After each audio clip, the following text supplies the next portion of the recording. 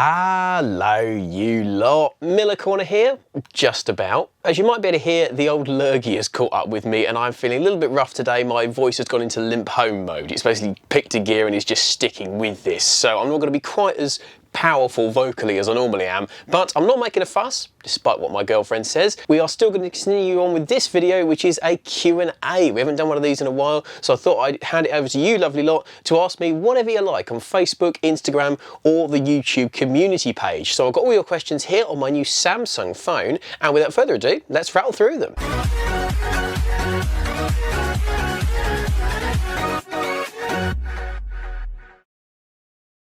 We'll start with the Facebook page, and in no particular order, these are your questions. Alan Bowers says, in your opinion, what are the best legal headlights for a Seicento? Are the front fog lights worth having? I can't be very positive about the stock lighting.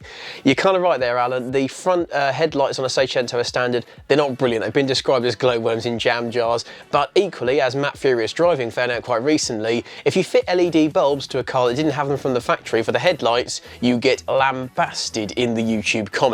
So personally, I would say yes, the fog lights do make a difference, particularly those kind of angel eye projectory ones that I've put in recently. As for the headlights themselves, just buy the best quality non-LED headlight bulbs you can. Something like Osram daylighters or something like that. They seem to be quite popular. I don't know, obviously I run those projector headlights these days, but if you're still using the stock ones, just a good quality known brand of headlight bulb. Don't go for eBay cheapy stuff, and hopefully they're reasonably good. But I have got another solution coming very soon for the lighting front for that car, because even the projectors, to be honest, aren't amazing. Leon Nolan asks, have you driven an Alfa Romeo 147? They're brilliant. I'm afraid I haven't actually, Leon. I've driven, obviously I owned an Alfa GTV for a little while, and I drove Matt Furious Driving's Alfa 145 for a Classics World video. Go and watch that, had great fun in that car. But I've never driven a 147. I like the way they look, and they're great value for money right now. Apparently they're really, really good. They helped save Alfa back in the late 90s, early 2000s. So yeah, big fan. Ethan Seaman asks, are there any plans for the Seicento in terms of road trips this year? And yes, there are, my friend. We're not taking it to the Nürburgring this time. We're taking my girlfriend's Volvo C30. The Mercedes will be on some trips as well. That's what I'm having work done at the moment. But as for the Seicento, there's only one in mind at the moment. It's not Poland. I'm actually in talks with another car YouTuber, Aaron from Car Obsession, on taking our two little cars on a road trip. Now, I'm not going to spoil it just yet because we haven't actually locked it in and confirmed it, but it's happening around June time. It's going to be one of the biggest trips we've ever done in that car, all told, and I'm sure you're going to love it. Anyway, moving over to Instagram, Starlay Bowler asks, did you install bigger brakes on the front of the Seicento? I did originally, yes. If you go back and view, it's quite a popular video on this channel actually, the Punto GT Turbo brake swap, which is quite an upgrade on a Seicento, gives you another 17mm of brake disc, and they're two-piece vented as opposed to solid discs. An upgrade on paper, but there's two things to bear in mind. Number one, they don't fit under 13-inch wheels, so that's one of the reasons I took them off when I put my mini lights on, is they wouldn't fit under them anyway. Two, I don't think they're that much better. When I was driving around on them on the road, they never gave that much in the way of feel, and we experimented with that with all kinds of things, just never got any pedal feel out of them, and the actual stopping power didn't feel that much better in real world use. If you're tracking your car, maybe it makes a difference, but personally I just think the stock brakes in good condition with good pads and maybe some braided lines is the way to go if you're on a budget, if you're not building a race car. Jake_Alio6an_ catchy, asks, when will I start uploading on YouTube again? No, but in all seriousness, I know I've been a bit lax on the videos lately after the NEC Classic video back in November. I am going to try and get a bit more consistent on this channel this year, but obviously it's still not going to be weekly, so this video is a couple of weeks after the previous one. There is another video coming next week. Hopefully it is shot, it's just about editing it. Sorry, I've been a little bit lax on that. Reese_Higgins_ asks, how many miles have you covered in the Seicento, and are there any more plans for more trips with it? Well, we've covered the latter already, but the former I was curious to work out myself, so I actually went and looked on the DVLA database in the UK to work out what mileage I did in the HX02 shell for that car and then the RE53 one that I've got now, and I combined them and it came to somewhere around 39,000 miles all in, which sounds like quite a lot, particularly in such a little car, until you consider that I've owned that car for, what, 9 years this year. Roughly 4,000 miles a year, something like that, 4,500. Doesn't sound enormous, but then consider that for around about a year, that car was effectively effectively off the road because it got written off in Germany. We were rebuilding it. It's been off the road while it was getting resprayed. It was put into winter storage a few years back. And when I was 17, I didn't actually put that many miles on it until I'd actually passed my driving test. So with that considered, 39,000 miles in a car that I've had for that long and used for what I've used it for, I think it's pretty good, and there's plenty more to come. Loga asks, will the bike videos ever return? And actually, I'm going to throw that question back to you, the viewer. I enjoy doing the bike videos. Of the whole restoration series on my ER5, really enjoyed doing that, and I'm really pleased with the results.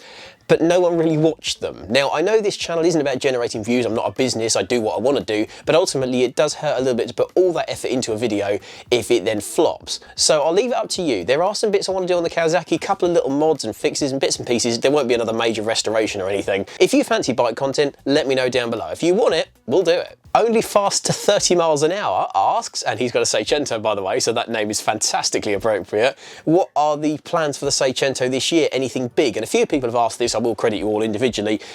There are plans for it. We're going to do a few bits and pieces. Primarily, it's going to be tying up loose ends and actually finalising some bits and pieces. I've just done a video talking about little things like the rear wiper not working and that rattle under the dash. There are a few little odds and sods I want to finally pin down with that car this year. The ball joints at the front are knackered. It needs a new CV joint because that's clonking its head off. That's been done in the next couple of weeks. The rear seat delete in the back, one of the panels sits a bit proud, so I want to kind of take it out and shave the legs on it down so it sits all the way flush. Pretty much everything big I want to do to it is already done. I also want to give the paint a bit of love because when I saw it at the NEC, I realised quite how cloudy that paint has become. So I want to actually have a go at properly machine polishing that car, ceramic protecting it, doing all the things to bring the Nugget back up to its best. Jason.Saunders.756 asks, what horsepower are you running in the Seicento? The answer is, I don't know. I haven't dynoed that car. It's got a 1242 8-valve Punto 60 engine in it, on top of which I've then got a cold air intake with a good quality ram air filter on it. I've got a 421 exhaust manifold, a high flow cat, and of course my custom stainless exhaust system. Based on a 60 horsepower engine with those mods, but then factoring back the fact that obviously the engine has aged a bit and the mileage is pretty much unknown, I would be happy with 65 at the flywheel. My ultimate dream for that car, to keep it naturally aspirated, is to have 100 horsepower per tonne, which based on the curb weight of that car would give me around 74, 75 horsepower. Now I know a lot of you are screaming put a 75 engine in it, but of course you've got to find one. But right here, right now, I think it's about 65, but who knows? I'll chuck it on a dyno one day and we'll find out. Oliver.Hawk.178 asks, how far gone is too far gone? My Seicento project seems to be never ending. And that can be a thing with these cars because it's just a normal car that most NPCs own, use and abuse and then just chuck away. They don't necessarily get a lot of love unless it's a collectible one like the Schumachers. And that means if you want to recommission a Seicento, keep it going, you've got to be in it for the love of it. As far as finances go, the second you spend any money on it, you probably spent more than it was worth, unfortunately. There will be an end to it, and ultimately you'll have the satisfaction of knowing that you've saved an increasingly rare but also somewhat unloved car, but also you've got a great fun driving experience. So if you've got the time, you've got the money and the inclination, persevere. It's well worth it. Jamie Scotlander asks the question I didn't want to see. Did you ever sort out the rear wiper issue where it's missing a bit and not clearing it, and the rattle in the dash? No, I have solved neither of these issues since that video came out. The rear wiper issue, I have no idea. A few people commented saying they've had the same problem rather than giving solutions, so unfortunately that may just be something I have to live with. My brother's red one doesn't do it, which is what annoys me. If his did it as well, I just live with it, but the fact that I know his doesn't means there must be a reason for it. As for the dash rattle, I've been suggested the steering lock, which on my car is a little bit iffy anyway. It only seems to work if the steering is all the way one way or the other. I think we might have slightly broken it when we took it off to take the dash out, and potentially I may try replacing that. You can buy a whole new steering lock with the keys and everything for about 40 quid. Other than that, it's a very small, very unrefined, hard suspension car with a noisy exhaust. So what's one more rattle between friends? Rodolfo A.P. Sill asks, do you prefer a Mark 1 sporting Abarth or a Mark 2 Schumacher Seicento? Horses for courses. They're not wildly different cars. Let's remember, it is just cosmetics pretty much. Personally, I prefer the look of an MPI Seicento, the facelift with the smiley front bumper, but some people don't. It's all down to personal preference. All I will say is the Schumachers do seem to be slightly overpriced at the moment. I was talking with Aaron from Car Obsession the other day. He sent me a listing for a Schumacher for sale for £2,700. What are you on? They are not worth that. Tony_999HP asks, what's my money no object dream bike? Yes, we're back to the bike questions again. The sports bike wise, I've always liked the Ducati 999. I know the 916 is the icon and the dream bike for generations of bikers. It's my dad's dream bike and so on. The 999 does it for me a bit more though. It's a bit more modern, it's a bit left field. It's kind of the unloved Ducati because it was a bit too advanced for its time stylistically. Yeah, I love a 999. More recently, I went to Motorcycle Live in Birmingham and I fell in love with the Benelli TRK. I know a lot of you are going to say, oh, it's Chinese, whatever, but actually look up the reviews for the TRK. It's really popular and great value. The next bike that gets added to my garage as and when will be a Benelli TRK. It's just a question of when I can find the time, the space, and the justification. It's me, Phil2255 asks, what is my money no object dream car if not the Seicento? I've talked about before saying the Citroen DS and that still pretty much rings true. It is a fabulous, fabulous car. It lives up to the history and the legendary status it's acquired. I've driven a few for my job at Classics World and every time I try and justify to myself buying one. I can't do it. I can't really afford to buy and run one. You need to have a constant supply of cash for one of those things. And to be honest, my Mercedes delivers exactly what I'm after, a comfortable classic cruiser. Zach from ZG Vlogs, who we went to Germany with, has asked, when are we slapping a fat turbo on the Seicento? Well, I know I announced I was going to turbo it a few years back and I constantly get comments about this, but just to reiterate this once and for all, it's not going to happen. I'm not planning to turbo that car anymore for various reasons that basically boil down to space, money, complexity, logistics for making it work and where to do it and how to do it, reliability. The turbo project is not going to happen unless someone wants to sell me a complete turbo setup that I can just bolt on and be ready to go with. But other than that, unfortunately, that isn't happening because right here, right now, I'm having great fun with my naturally aspirated unit. Finally, we go over to the YouTube community page. And first up, we've got .mars2568 with 2 questions. Number 1, what do I think of the K11 Nissan Micra? Big fan, cheap 90s front-wheel drive nugget that you can still pick up for pocket change. You can modify them, lower them, get them looking cool. You can go for like a JDM track special. Yeah, K11, big fan. The other question he asked is, how can we meet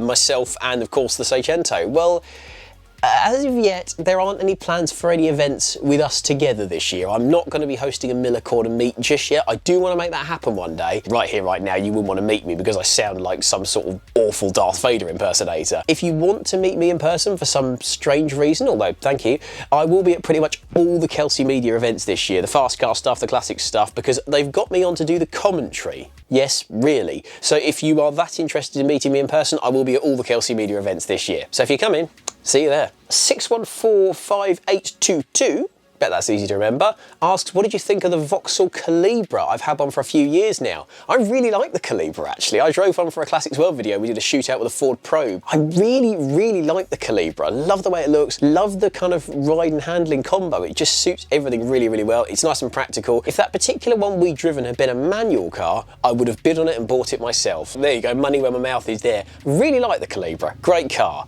Much better than a Ford Probe. Ewan Morgan 4332 asks, will I be returning to Poland this year? No, I won't, I'm afraid, and partly that's because of time restraints. I work on a weekly paper now, so I can't really take that much time away from work. Second of all, the Italiano Squadre club that I did those meets with in Poland doesn't exist anymore. It got disbanded throughout COVID, and now that event doesn't even happen. If it did, I actually might. I won't be going to Poland for a little while now, and when I do, there's a good chance I won't drive it. And finally, we've got broadly the same question from 2 people, John Holt 7472 and Edwin Lan-Newton 8591. Well, they've both broadly asked, which car would you buy right now if you had a choice? I keep idly having a look on Facebook Marketplace and so on. I like the idea of an Alfa 164 with the V6. Now, I know a few of you are going to say that Auto Alex is actually trying to sell his one, and I was tempted, but then I listened to his podcast and it turns out that car's got some fairly major engine issues. It's smoking, and let's be honest, a rebuild on a Busso V6 done properly could cost more than the car. And right now, with that little nugget to fix and the Merc being sort of partly restored and painted and so on, I've got more than enough on my plate. Although if anyone watching has got a cheap Rover 200 R8, I'm also interested there. I just can't help myself. Thank you to everyone who weighed in with a question for this video. Facebook, Instagram, or the YouTube community page. Make sure you go and click all those links and follow me on all those. You'll get all the latest updates on videos. It is going to be a great year for myself, for the Seicento, and hopefully for the channel. There are plans. We've got road trips. We're going back to the Nürburgring. We're going to the Isle of Man TT. I've got a big trip planned with the Seicento with myself and Aaron from Car Obsession. I've even done some camera and kit upgrades, so you're going to get the best quality videos that I feel I can produce. And all in all, we're just going to have a laugh like we always have on this channel. So if that sounds like a bit of you, make sure you click subscribe so you stay up to date with every new Miller Corner video that is released. But for now, thanks very much for watching, everybody, and have a brilliant rest of your day. Catch you soon, and have a good one. Right, where's the throat lozenges?